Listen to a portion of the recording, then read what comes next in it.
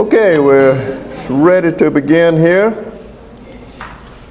We are going to now look at all things eukaryotic from here to the rest of the remaining lectures in the semester. And we're going to start with how DNA is organized. So we'll take a little bit, we'll back up and get a running start in prokaryotes, and then take a great big leap across the sand pit into eukaryotes. So let's look at the origins of how the eukaryotic genome is organized and packaged. We start, of course, with bacteria, and what you see here is a bacteria. I think this is E. coli. It's been lysed. Somebody stepped on this bacteria, and you see all of this DNA came from that one bacterial cell. So there is a packaging, a very real packaging problem that needs to be solved, even in prokaryotes. This is what 4.2 million base pairs looks like. Of course, we have in the billions. Here you see phage. Also, in a phage, you have to get all of that DNA in a capsid that has a very set internal volume that can't be expanded if it's this kind of phage.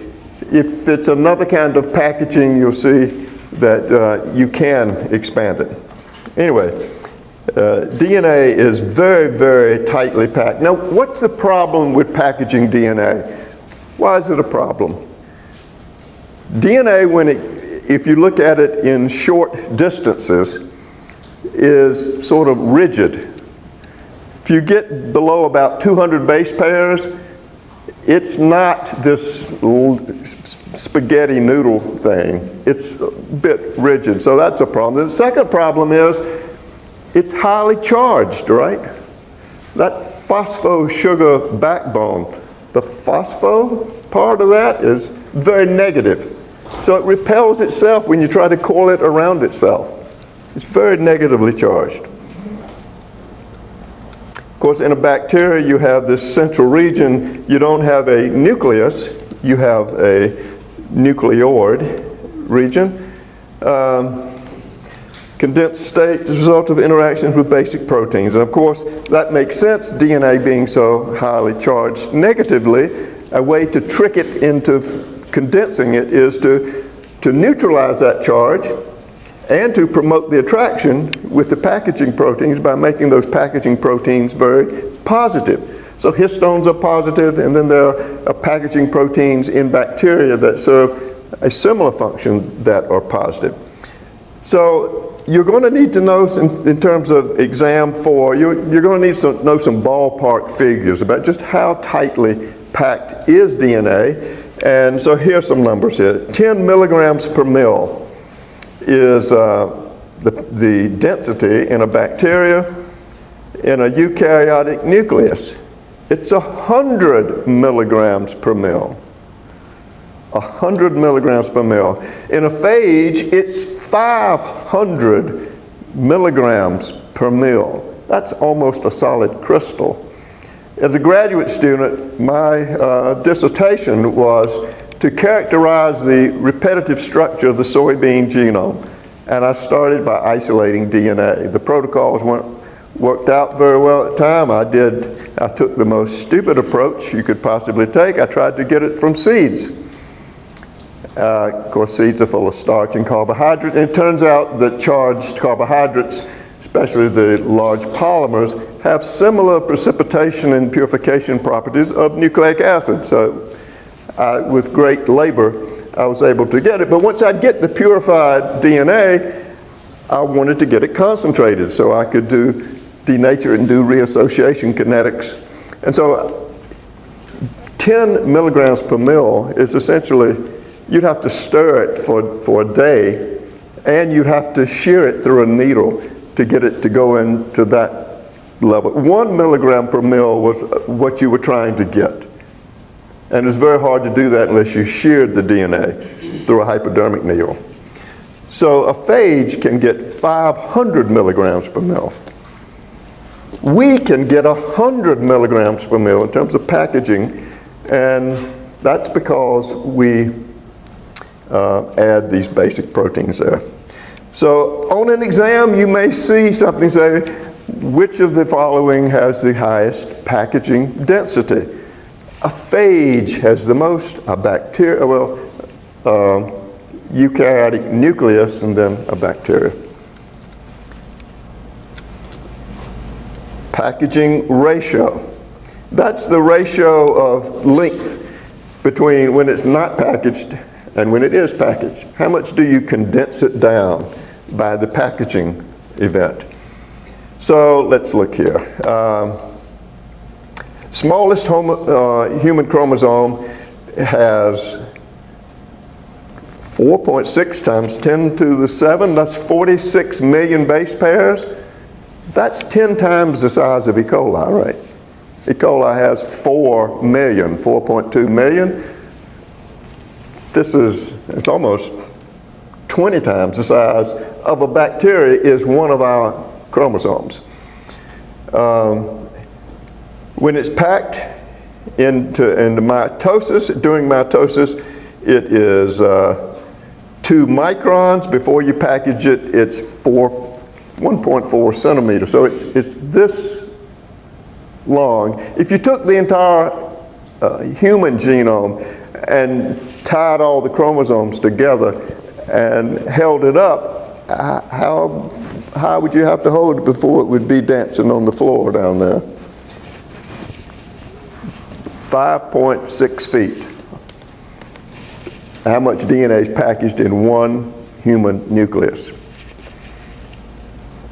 So the packaging ratio of not packaged to packaged when it's going through mitosis is about 7,000. Interphase chromosome, this is when it's open, ready for action, ready to be expressed, accessible by all the transcriptional control proteins. It is still tightly packaged, a ratio 1,000-fold shorter than if you just strung it out with no proteins on it. So even DNA that's open and ready to be expressed is still highly packaged in a eukaryote. To have some ballpark idea of these numbers is important when it comes to the exam. So 1,000 to 2,000 when it's open in euchromatin, and when it's going through mitosis, getting ready the cell to divide, around 7,000. Packaging ratio. This gives a comparison, this table, of the length of the total genome, and I just point out here, where is the, that's not length, that's number of base pairs. Where's human here, or the human nucleus? The 610 to 6 million kilo. That's got to be, that's not enough, it doesn't look like to me. That must be one chromosome, but don't know what that is. Well, this is a very informative slide, which apparently I haven't studied too well. I know that number. This is not the slide. There's a slide that has the length on it, so not sure. Oh, 1.8 meters. 2 meters is 6 feet. That's the length. That's the length thing, the meter thing. Yeah. That's the entire genome dangled down. Yeah, so that's 6 million kilobases. So you multiply that times 3, the kilobase is 1,000, that gives you the 6 gigabases, the 6 billion bases. How long would the nucleus of the DNA of the person sitting next to you be if they let you? What kind of word question is that? 5.9, let's keep moving. Viral and phage particles are comprised of identical subunits. As a consequence, there are 2 kinds of packaging deals. The filamentous, where it's pretty much unlimited, You don't have an internal volume tract you're trying to fill. A lot of RNA viruses have this kind of packaging. Tobacco mosaic virus is a classic example. And then the icosahedral, that means 20 triangles. That's another very common geometry of phage. And in the icosahedral format, this has a particular set, strictly defined volume. If you are designing a vector for genetic engineering, this kind of phage or packaging would put no constraints on how much you could package, how much you need to take out or put in, because it is flexible. This, the icosahedron, the phage kind of vector, would put definite upper bounds to how much you could engineer in a recombinant phage.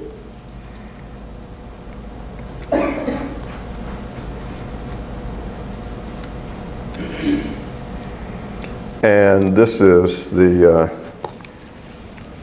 picture of what I just said.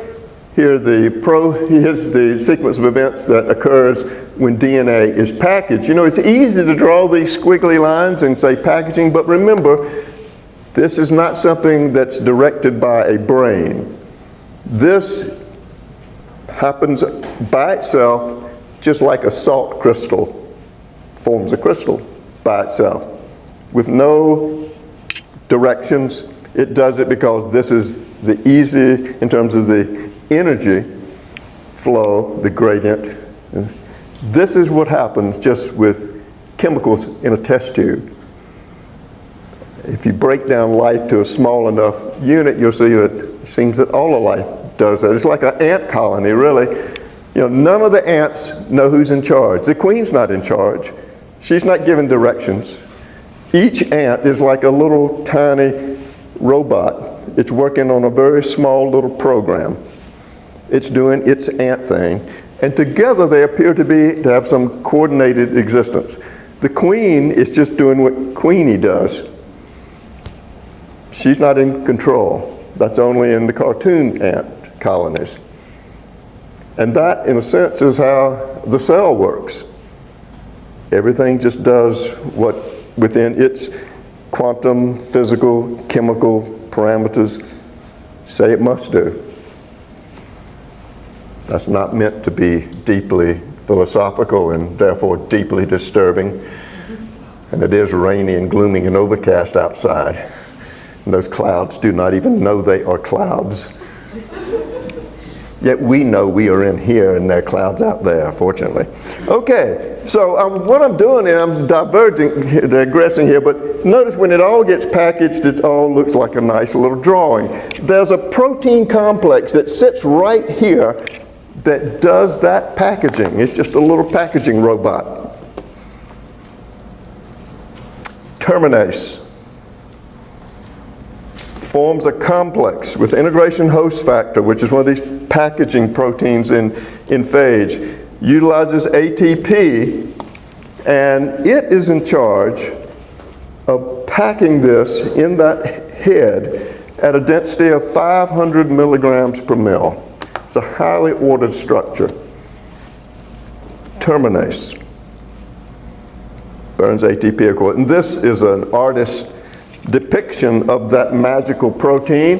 Here you see terminase, and here you see the highly dense packaged interior of the phage. Here you see the DNA going through this little molecular motor, burning ATP in the packaging process. Here you see the little motor. If you really look close enough, you can see that little hands on it. That now explains how it gets all that DNA inside.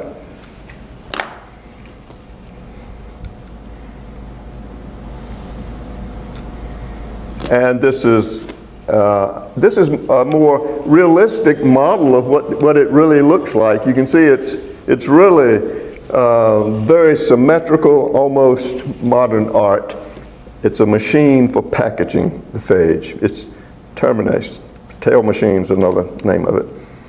Okay, so from phage, which are just incredible at the density they can achieve of DNA in a small space, let's go to how bacteria organize their genomes.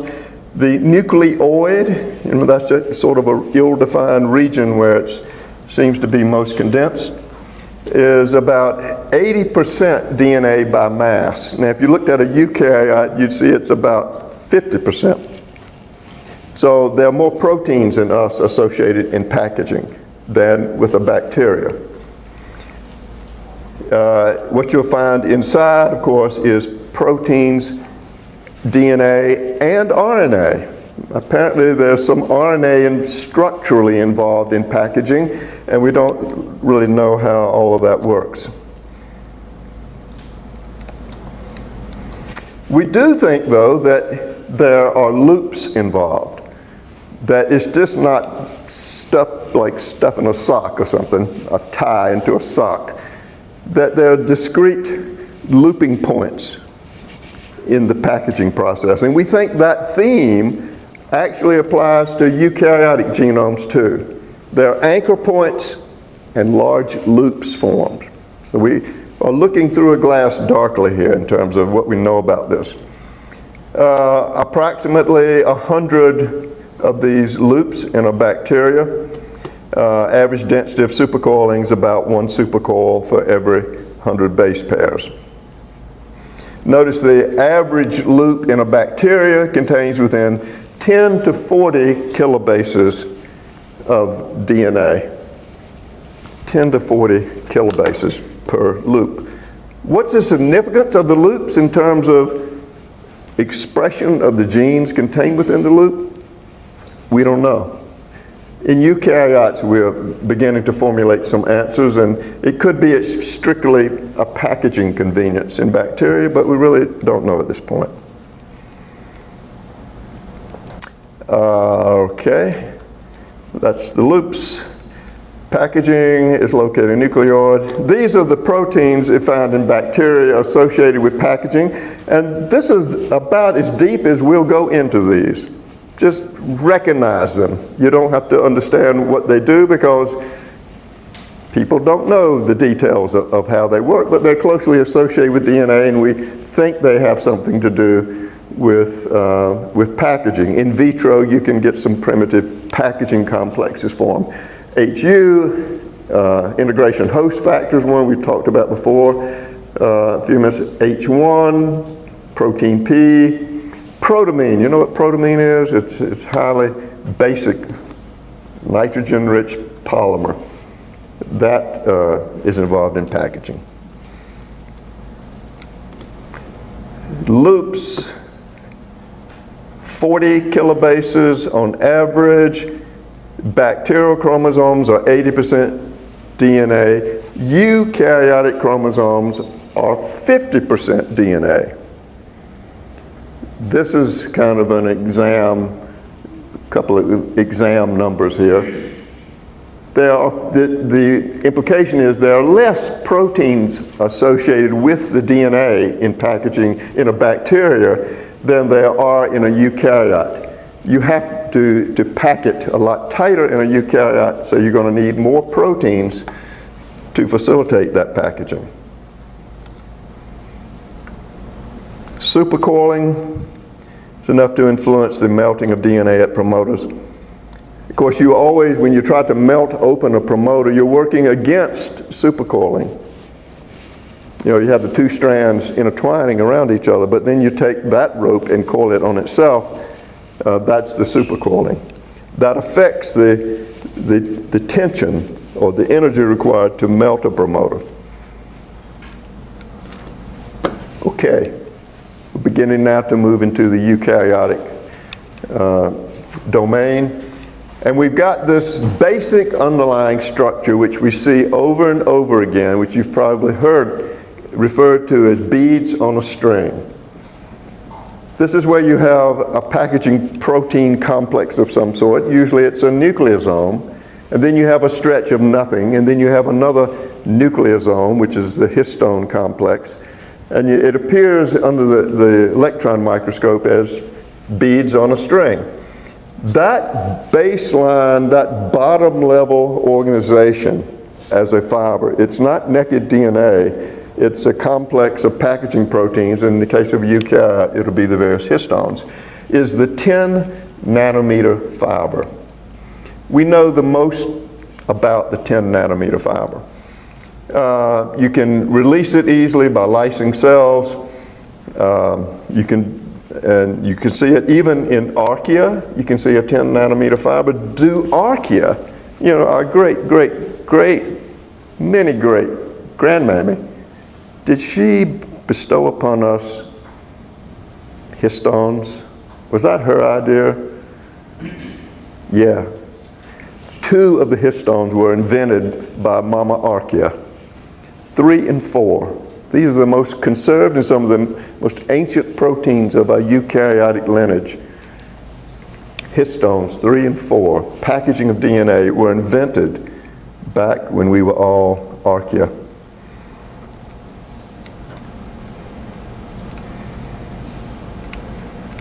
I'm not going to ask you to know the number of negative supercoils. It's about 1 per 100 base pairs.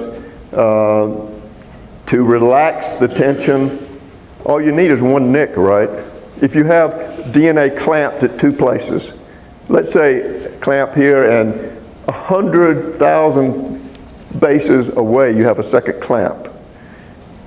If you've got superhelical tension in that DNA, a coil of a coil, and you put 1 nick in there, you can completely relax it, right? Because that 1 strand can rotate around the other until you've completely relaxed all the tension that's there with 1 nick. And so by looking at the distribution of nicks that you put in crude DNA preparations, you can get an estimate of the distance between the clamp points.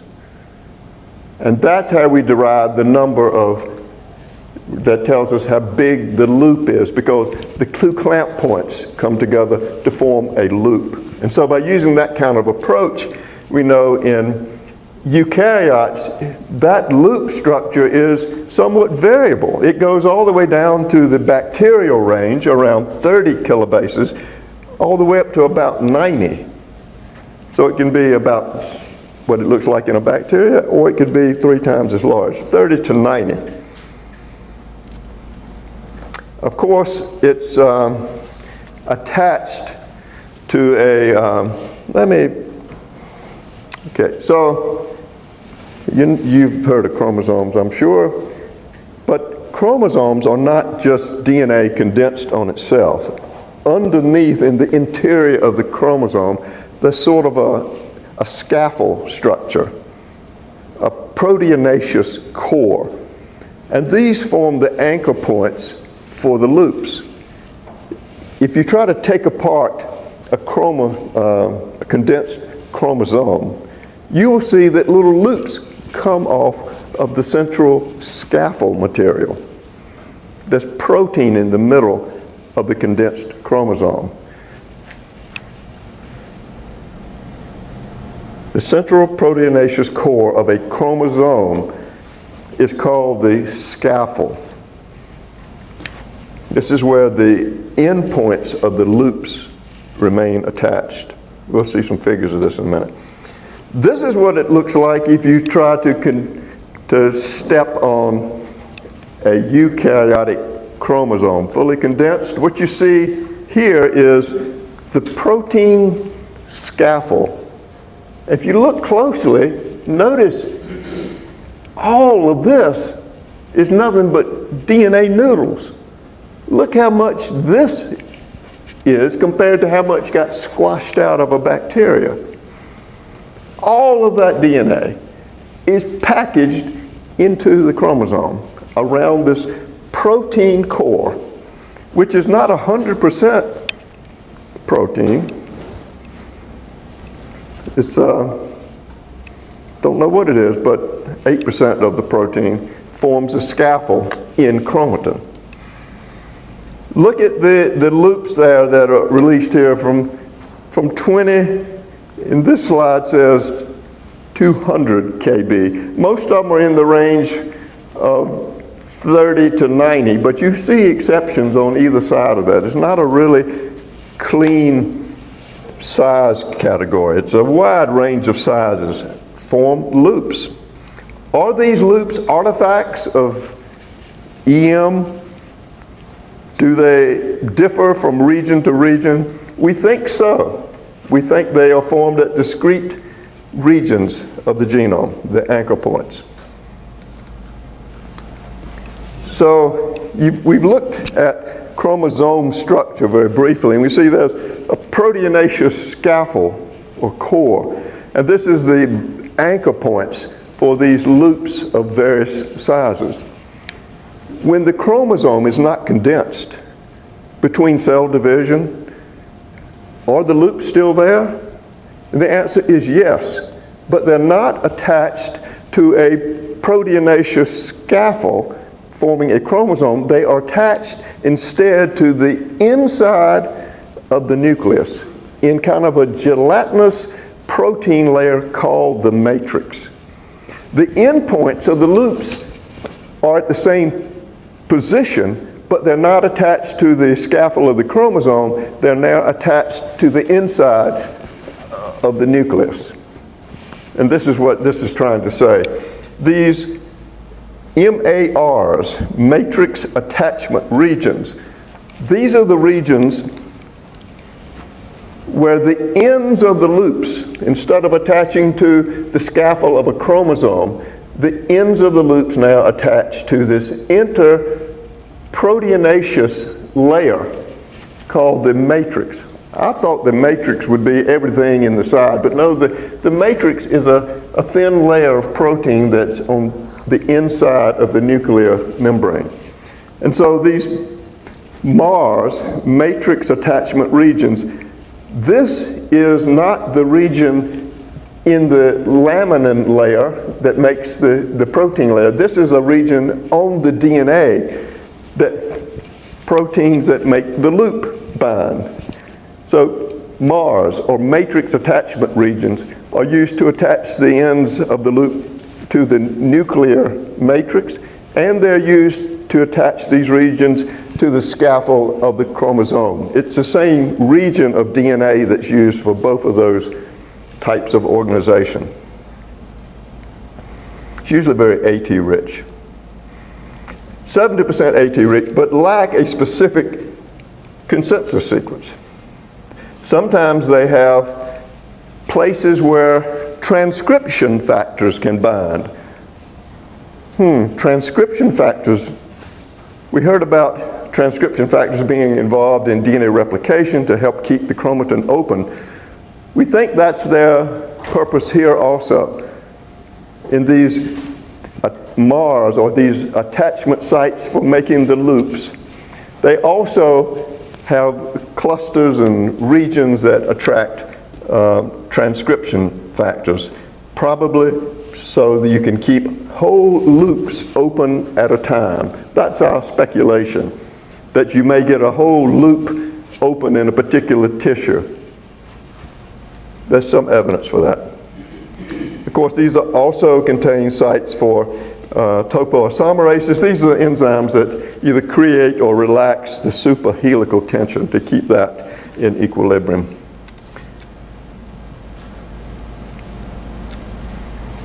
Okay, we're beginning now to build the structure out of the chromosome. As you see, this would be the DNA highly condensed around a proteinaceous core, which you can't see here. The white line represents, just crudely represents the packaging of DNA. And notice we've introduced another size fragment. The 10 nanometer fiber, beads on a string, goes all the way back to Mama Archaea. Now we have a truly eukaryotic invention, taking the beads on a string and coiling those together into some kind of weird but defined geometrical shape. And that forms the 30 nanometer fiber. In order to go from the beads on a string into this higher order of condensation, you need an additional protein. That protein is a histone. It's histone H1, the H for histone. H1 is required there. In fact, H1 doesn't bind DNA like the ancient histones, the 3,4 and the H2A, H2B. It binds using a DNA helix turn helix, a regular transcription actor DNA binding domain. And it's easily salted off. If you are purifying DNA from a human cell or a plant cell, let me tell you, it's much easier to do it from an animal cell. It's like the DNA just begs you to purify it from helicultures, from soybean or any crazy plant that's surrounded by this cellulose package, which you have to beat to death to open up the cell, and then inside the cell is mostly water, and then finally there's a little piece of DNA, but in a human cell it looks like it's about 95% nucleus. It's just too easy for the animal people. Too easy. A bigger man than to have any bitterness or resentment for that. Metazoans, I love thee, I love thee. Okay, so here you see the 30 nanometer fiber, and with this kind of, surely it has the shape, but you can't quite put your finger on it. And that actually is a solenoid. That's a perfectly constructed coil of a coil. And this is what they think it really is. It's a two-step zigzag. If you just looked at a chromosome, you wouldn't see the beads on the string unless you really lashed it out like we saw previously. What you would see would be the 30 nanometer fiber represented by these two theoretical depictions here. The zigzag two-start sounds like a Texas dance, doesn't it? The zigzag two-start is the actual name of the geometric structure that we think the 30 nanometer fiber is formed in. And so you can see this picture of beads on a string, and then you coil it, and then you kind of twist it and set it down real hard, and now you've got it all into its zigzag model. And then you take those things and you wrap those, and then you take that fiber, and then you wrap that, and then you take that fiber, and then you make a bigger coil. And it seems so rational. It's not that way at all. It's not that way at all. And if I could work all this stuff up here, I'd show you the cover of Science magazine from July last summer. And this is how we think it really is. A jumbled mess. It's not this beautiful textbook thing. We think this is an artifact of biochemistry, of purifying it. It forms this way in the test tube. But in nature, it appears to be a hodgepodge of different clumping together. 30 nanometer, but just little localized regions. It's a mess. And yet it all works to make us go through an orderly developmental process to go from zygote to adult. I will include this in the lecture next time. So here you see the chromosome, and if you look real closely, you can see, beginning to see some loops here. That is the 30 nanometer fiber. Of course, it's pretty well structured in the chromosome, but in the interphase nucleus, it looks like this mess. At the end of the chromosomes, you'll see telomere regions. We'll learn more about the telomere regions. Why would the ends be special? Non-homologous end joining is always trying to join all your chromosomes into one big little fold out, cut with a scissors paper doll. All your chromosomes all join together hand to make a nice little circle. That would be disastrous.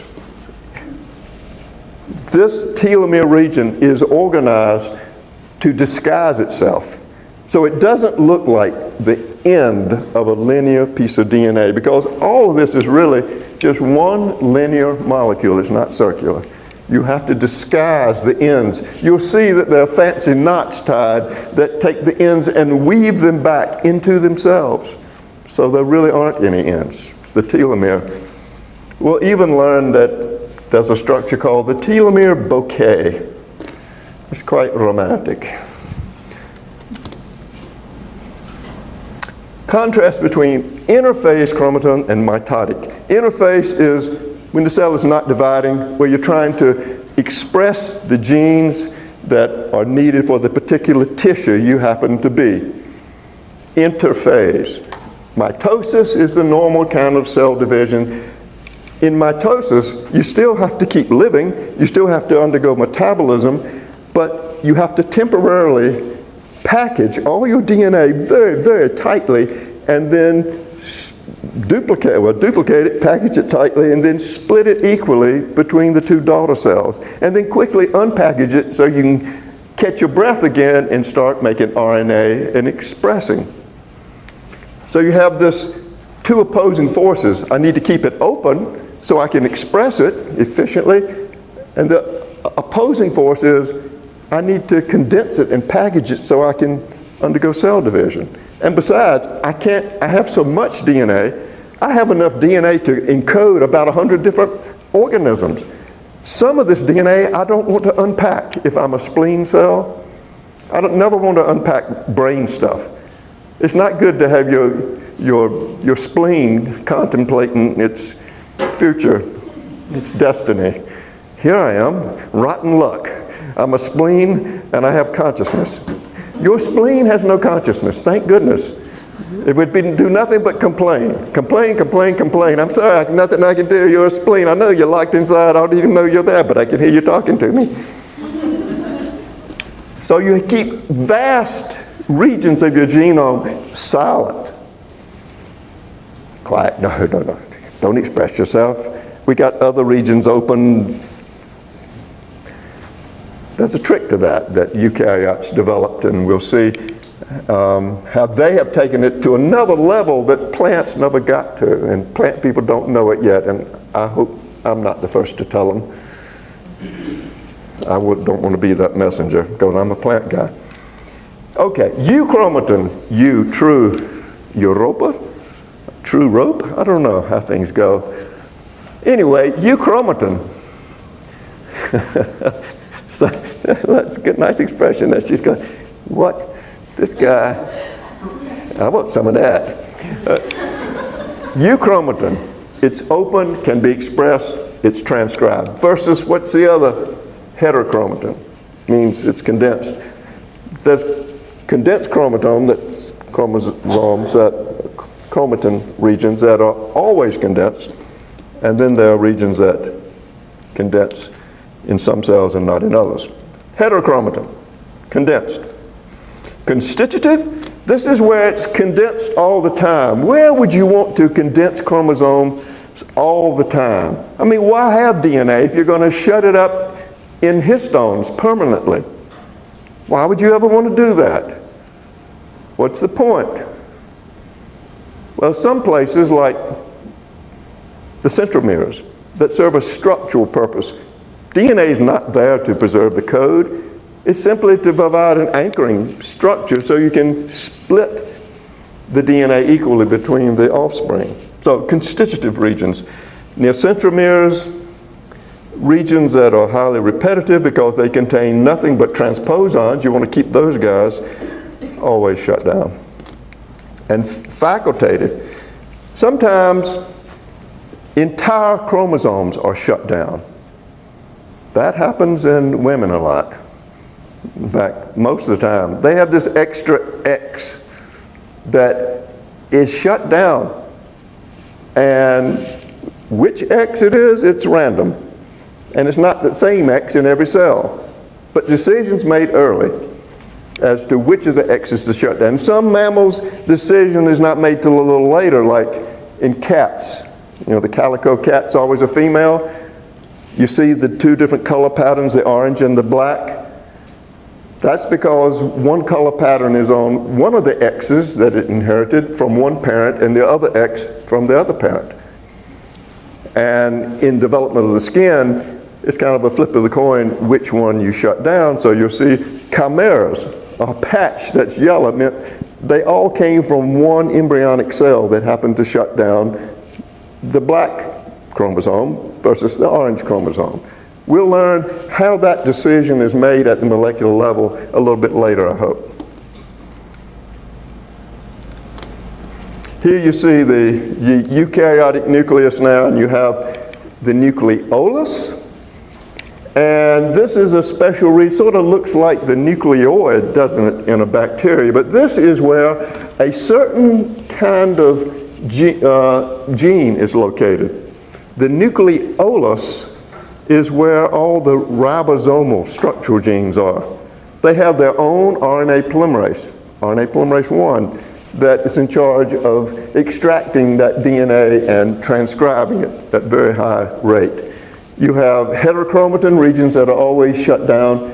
A lot of times heterochromatin seems to be associated with this inner matrix area of the nucleus.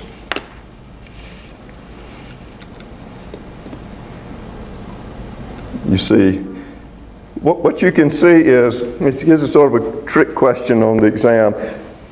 What kind of fiber do you see in heterochromatin?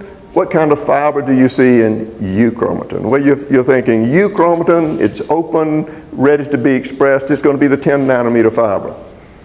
Heterochromatin, it's going to be the 30 nanometer fiber and higher. Well, you're partly right. In euchromatin, you can also have the 30 nanometer fiber. You have the 10 nanometer and the 30 nanometer, even though it's euchromatin.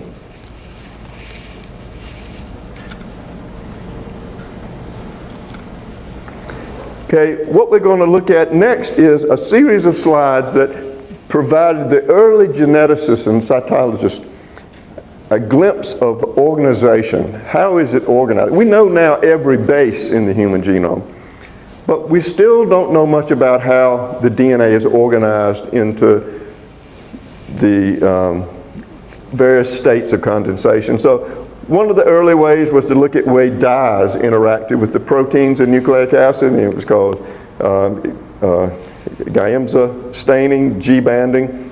And we figured with each band, maybe that represented a gene. Well, we know that turned out not to be the case. There's not any good correspondence.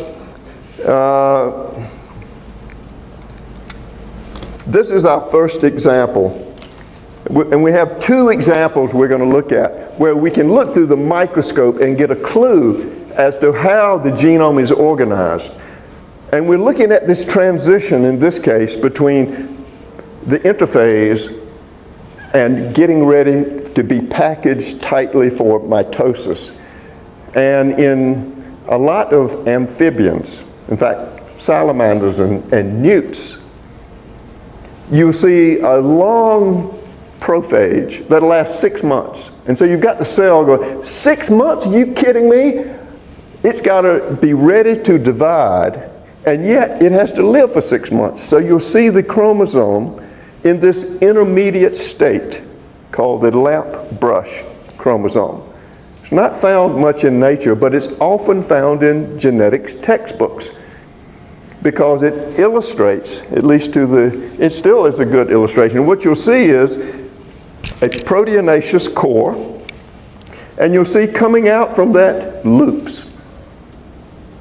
Sort of confirms and has formed a lot of our ideas about the fact that loops do exist and they are attached to a proteinaceous core. Amphibians, newt, the frog, formed extended meiosis, several months, meiosis, formation of the gametes. Ribonucleoproteins, that means proteins that bind to RNAs. It has DNA, RNA, and it's actively transcribed in the loop. So the more open it is, this is where it's accessible for RNA polymerase. It fits what we think should be the case. Maybe it's talked about this way because we think it's so hard that surely it must be this way. But anyway, we see loops and it fits into our ideas about the more open it is, the easier it will be to be expressed. The lamp brush chromosome is an exam item. And here you see another exam item. Here you see actual lamp brush chromosomes. See the loops here? These are 30 nanometer fibers that you see. And if you look close enough over here, you can actually see RNA polymerase and RNA coming off of here. This turns out to be the ribosomal cistrons. This is one loop. Notice how you've got little bitty branches coming off here, and the branches, or the fuzz, or the loops, are getting larger and larger. So these are not really loops. This is the loop. This is the DNA.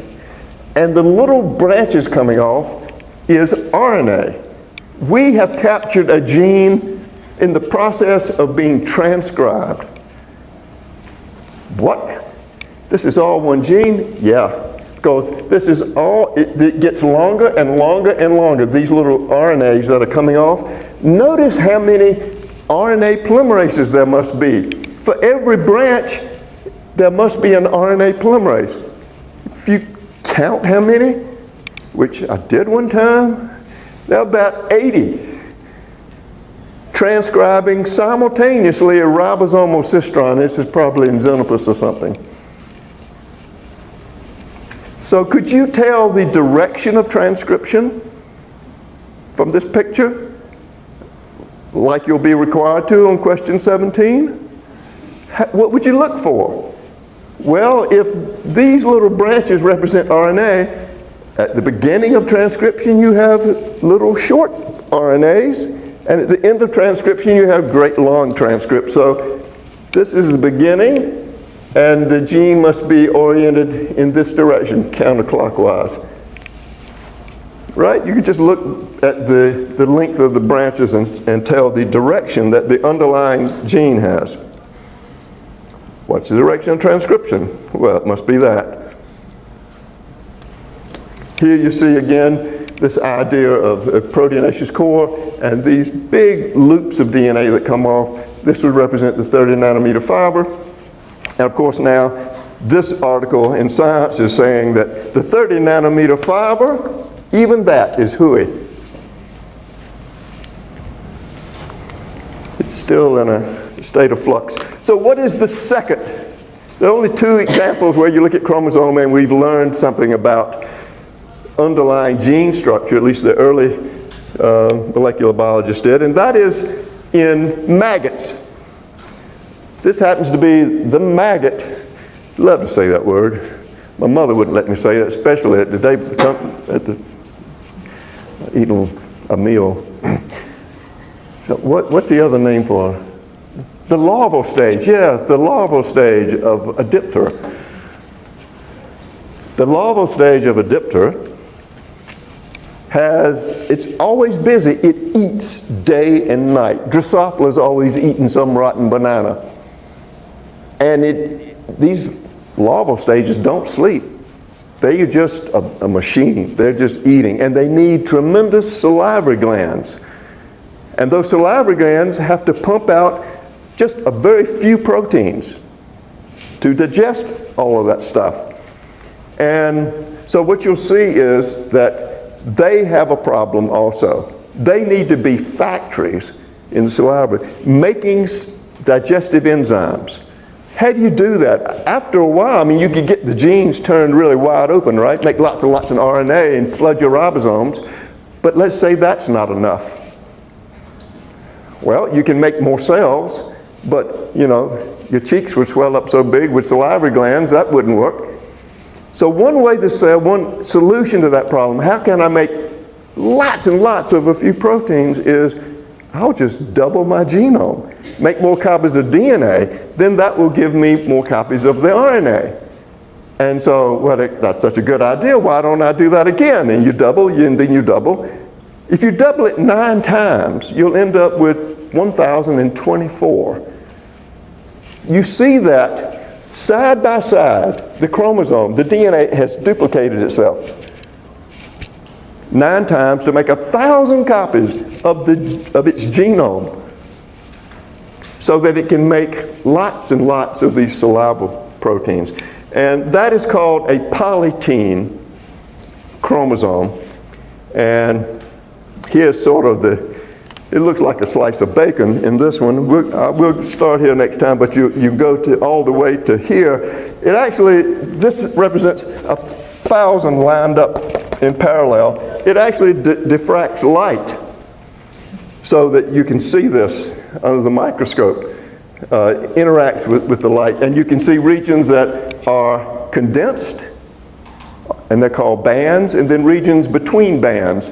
And people say, the condensed regions, they can't be expressing, and the between bands must be where the transcription's going on.